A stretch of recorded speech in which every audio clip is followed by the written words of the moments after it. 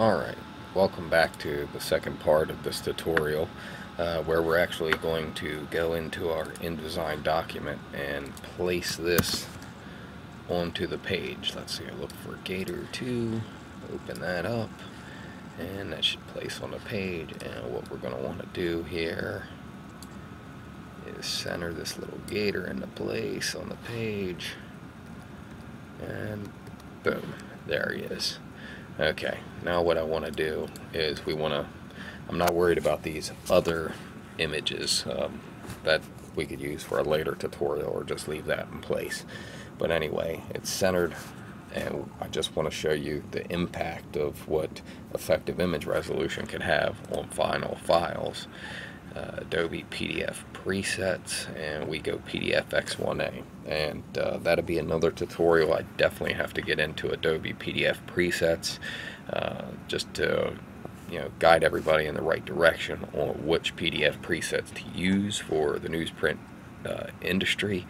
PDF X1A is most preferred, but we'll get into that and what the PDF settings mean in a whole nother tutorial. But for now, let's just focus on this. So let's go ahead and get this PDF to the desktop, and here's all the settings. And like I said, in another tutorial we could step through what a lot of this stuff means, but for right now, let's just go ahead and get this exported.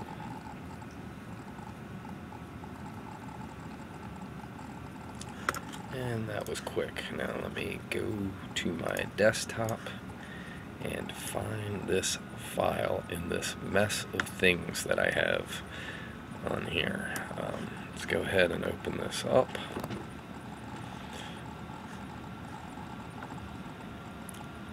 And there's our image. And the one thing that we want to get from this, let's look under file properties here.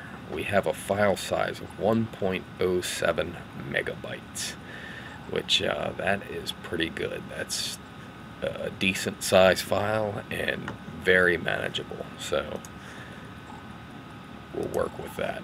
Now let's go back to our original gator photo, and if we did nothing more to this gator photo, then let's get it in CMYK before we go place it into the file. And if we did nothing more than the gator photo, then resample this image, and most people will do this. They'll just resample like that, and as you can see, it never changed the file size. Well, you can't resample and go from 180 to 200.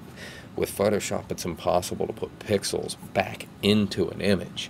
In order to resample this properly and go up in resolution, which I'm going to try and do, you have to click the resample image button off, and it will make this document size smaller, because these are how pixels are managed. It could take pixels out, but it can't put pixels back in. That's important to take note of.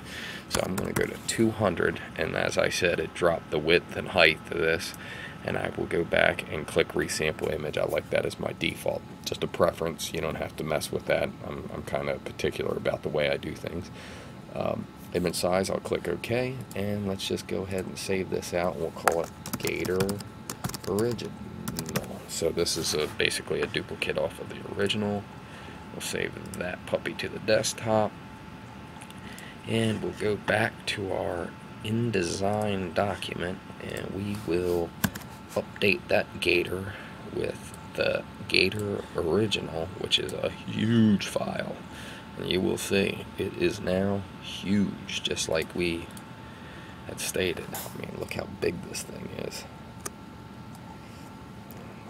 We're going to have to scale this thing way down. I mean, this is a huge image here. Oh, grab the wrong thing here.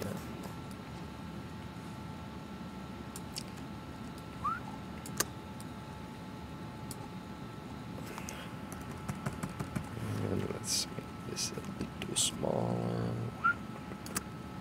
Okay. And let's get this gator centered into the picture. And it could be just a little bit smaller. I mean, the amount of scaling we're doing here is pretty incredible. Okay, that's good. Now let's just go ahead and export this.